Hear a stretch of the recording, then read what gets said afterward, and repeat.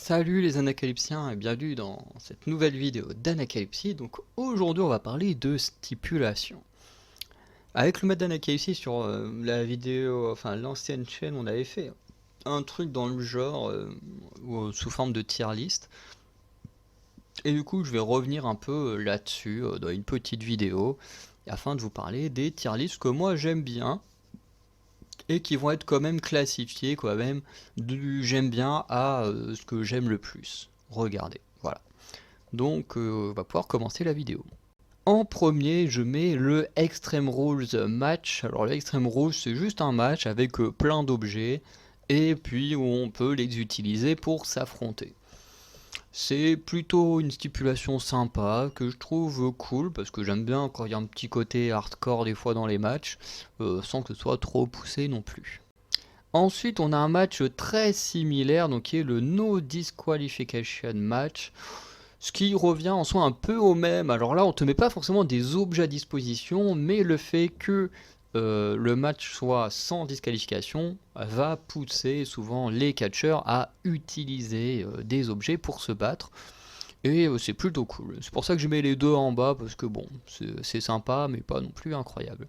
Ensuite, on a la Battle Royale. Alors la Battle Royale, c'est simple.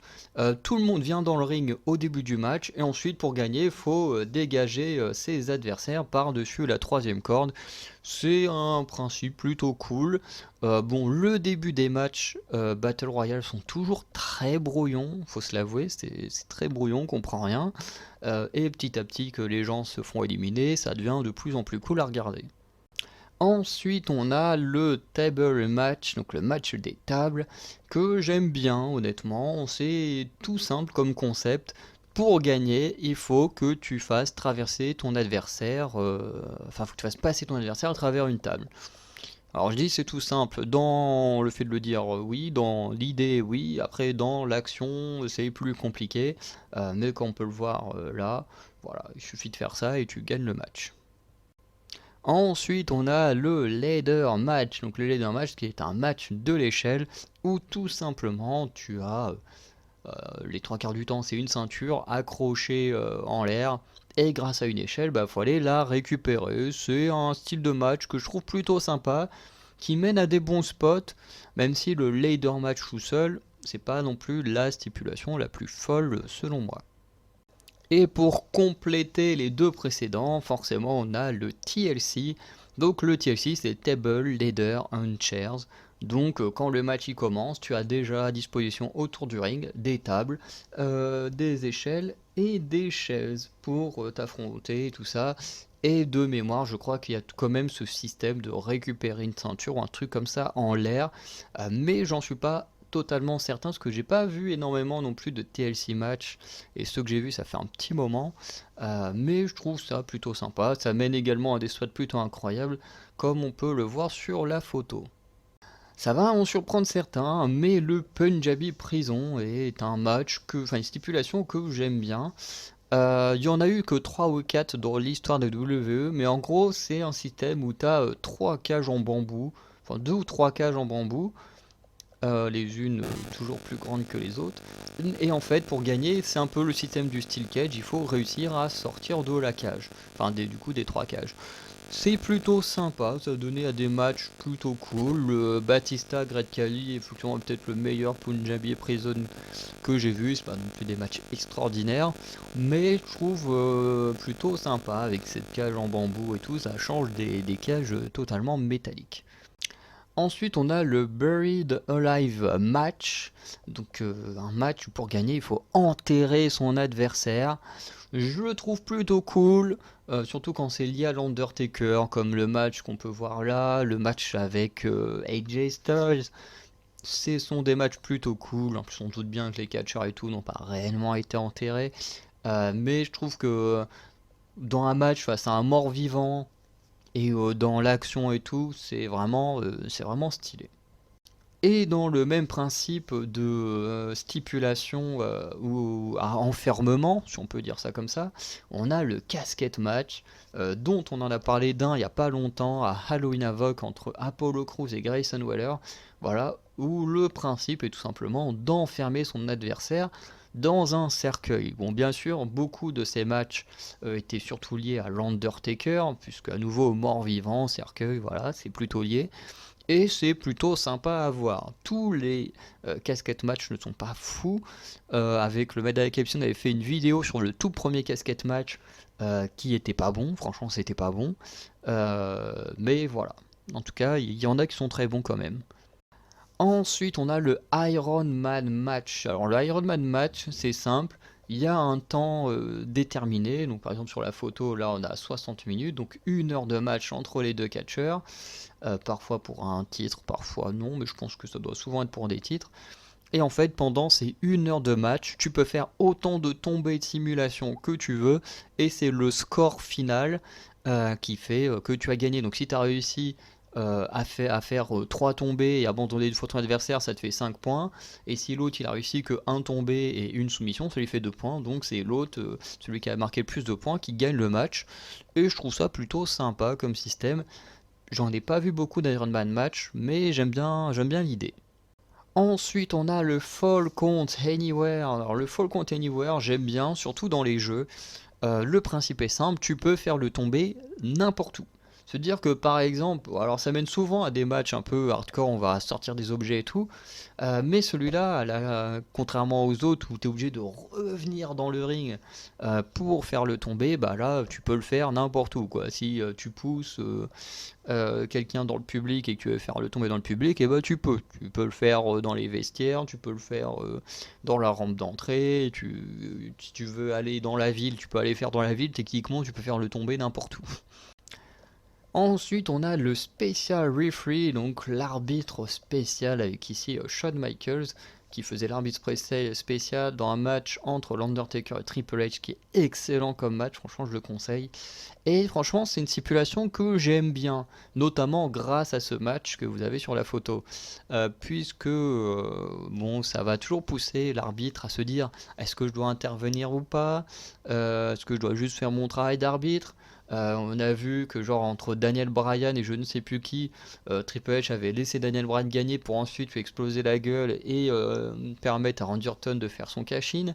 Là, dans le match entre Shawn Michaels et Triple H, Shawn Michaels va souvent prendre le parti de Triple H, mais en même temps, à chaque fois, l'Undertaker se relève et franchement, les expressions de Shawn Michaels sont incroyables. Et franchement, ouais, le Special Referee, moi j'aime bien. Bon, des fois ça apporte rien, genre le coup entre les Usos et les Street Profits avec Jeff Jarrett en arbitre spécial, c'était nul, ça servait à rien. Mais des fois, comme le match sur la photo, ça sert à quelque chose et c'est plutôt cool. Ensuite, on a le strap match. Alors, le strap match, tu as deux catcheurs qui sont attachés par un strap, hein, comme le nom l'indique, et ils doivent s'affronter. Alors, il y a eu deux versions du strap match. Il y a la version telle qu'on la connaît aujourd'hui, où voilà, les deux seront attachés et il faut faire le tomber une soumission pour gagner. Et tu as une vieille version à l'époque où les deux étaient attachés et pour gagner, il fallait toucher simultanément les quatre coins du ring. Ce qui était plutôt cool aussi. Mais c'est vrai que c'est quand même mieux quand tu peux gagner juste en faisant le tomber. C'est quand même plus simple. Ensuite, on a la stipulation, soit qu'on va bientôt voir, soit qu'on a déjà vu il n'y a pas longtemps. Bref, ça dépend quand sortira cette vidéo. En tout cas, au moment où j'enregistre les Wargames, c'est dans 1 semaine et demie. Mais j'adore les Wargames. Même si pour moi, il y a quand même des petits défauts là-dedans, notamment sur le fait que tu as quand même des mecs qui se battent pendant je ne sais combien de temps et qui doivent attendre que tout le monde soit dans le ring pour faire le tomber. Si ça avait été à élimination, ça aurait peut-être été un petit peu mieux. Mais c'est vrai que ça mène quand même à des spots incroyables, les matchs sont incroyables. Et le principe, en gros, c'est que avant les Wargames, tu as un match. Ce match permet de déterminer qui aura un avantage entre les deux teams. Imaginons, tu as la team, bientôt on va avoir la team où on a déjà eu la team Bianca Belair contre la team Bayley. Les deux s'affrontent. Imaginons Bianca Belair, elle gagne. Donc au Wargames, tu as les deux équipes qui vont arriver. Sur la photo, on ne voit pas, mais tu as deux petites cages en haut de la rampe ou au-dessus du public, ça dépend. Et du coup, imaginons Bianca Belair et Bayley commencent le match, les deux vont dans le ring, dans la cage, et tous les autres membres des deux équipes vont dans les petites cages sur la rampe ou dans le public. Et ensuite, le match il commence et je crois que ça dure 5 minutes. Au bout de 5 minutes, tu as un membre qui arrive. Et c'est là où l'avantage est important, puisque cet avantage fait que bah, tu vas passer à du 2 contre 1 dans le ring pendant 5 minutes. Donc tu as clairement un gros avantage. Après, ça revient du 2 contre 2. Mais comme tu as l'avantage, bah, après tu passes à du 3 contre 2. Donc tu as toujours un avantage jusqu'à revenir à égalité à la fin. Et du coup, bah, ça marche comme ça, toutes les 5 minutes, il y a quelqu'un qui rentre, d'abord de l'équipe de celui qui a l'avantage, ensuite l'autre équipe, ensuite celui qui a l'avantage, petit à petit. Comme ça, à la fin, on se retrouve à du 5 contre 4 pour celui qui a eu l'avantage, et ensuite du 5 contre 5, et à partir de là, on peut faire le tomber à n'importe quel moment. Bref. Moi, je trouve ça plutôt cool, même si effectivement, il y a des petits défauts dans les règles.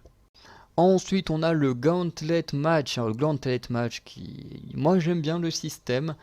En gros, le Gauntlet Match, c'est tout simple. C'est deux catcheurs. Alors là, comme vous pouvez voir sur la photo, on a Sheamus qui est coupé, Jeff Hardy, Randy Orton, Drew McIntyre, The Miz et AJ Styles, donc là qui était pour savoir qui rentrerait en dernier dans l'Elimination Chamber, dont on parlera un peu plus tard dans la vidéo. Et en gros, alors je sais pas comment c'est réellement passé ce match, mais en gros, imaginons, le match commence, on a Jeff Hardy contre Sheamus. Hop, imaginons Jeff Hardy il gagne. Ensuite, il y a Randy Orton qui rentre dans le ring. Les deux s'affrontent. Hop, imaginons Randy Orton il gagne. Ensuite, Drew McIntyre rentre dans le ring. Les deux s'affrontent. Imaginons Randy Orton il gagne. The Miz il monte dans le ring. Les deux s'affrontent. Hop, Randy Orton il gagne. Ensuite, AJ Styles monte dans le ring. Les deux s'affrontent. AJ Styles il gagne. Donc hop, il a gagné le droit d'entrer en dernier à l'Elimination Chamber. Alors tout ce que je viens de dire, c'est imaginer, hein, parce que encore une fois, comme je dis, je sais pas comment s'est passé ce match-là en particulier. Mais c'est le principe. Deux s'affrontent, dès qu'un est éliminé, un autre rentre. Les deux s'affrontent, dès qu'il y en a un éliminé, les deux autres rentrent, et petit à petit ça marche comme ça. Et honnêtement, je trouve ça plutôt sympa. Ça permet à des catcheurs en fait de faire des performances de fou sans forcément gagner ce match. T'as des catcheurs, ça arrive souvent, qui commencent en premier, qui battent 3-4 catcheurs et qui perdent que à la fin. Et en même temps, tu te dis la performance est incroyable. Et en même temps, tu comprends qu'il a perdu parce que le mec il a déjà affronté 3-4 gars où il a gagné. Et il perd contre quelqu'un qui arrive, qui est en pleine forme et tout, donc forcément qui a un énorme avantage. Et du coup, c'est vraiment un type de match qui est bien pour mettre des catcheurs de la mid-card en avant. Ensuite, on a le Money in the Bank. Alors, Money in the Bank, c'est simple, c'est un match avec 8 catcheurs, je crois, à peu près. Et ces derniers, alors quand le match est bien foutu, hein, parce que ces dernières années, notamment pendant le Covid, le Money in the Bank était pas terrible, ou les victoires sont souvent mal foutues ces dernières années. Mais le Money in the Bank, c'est simple, t'as 8 catcheurs à peu près qui s'affrontent pour récupérer une mallette en mode ladder match, quoi. Et celui qui gagne la mallette, alors je sais pas si c'est toujours pendant un an, mais globalement, pendant un an, tu peux faire un cash-in quand tu veux sur n'importe quel champion. Et en gros, ça te donne une chance de championnat contre n'importe qui, n'importe quand. Bon, on a le cash-in d'Austin Theory qui a été raté il y a pas longtemps, ce qui est très dommage pour lui, mais en même temps, quand tu vois les champions qu'il y a, soit tu cashing sur Seth Rollins, c'est compliqué vu le momentum de Seth Rollins en ce moment, soit tu cashing sur Gunther, c'est compliqué aussi, soit tu cashing sur Roman Reigns, bon bah là t'es sûr de le louper, enfin bref, j'avoue que c'était compliqué de faire gagner Austin Theory dans un cash-in. Mais quand il y a des bons cash-in, notamment celui de Seth Rollins, qui est sûrement le meilleur cash-in de l'histoire pour l'instant, ça donne des moments incroyables.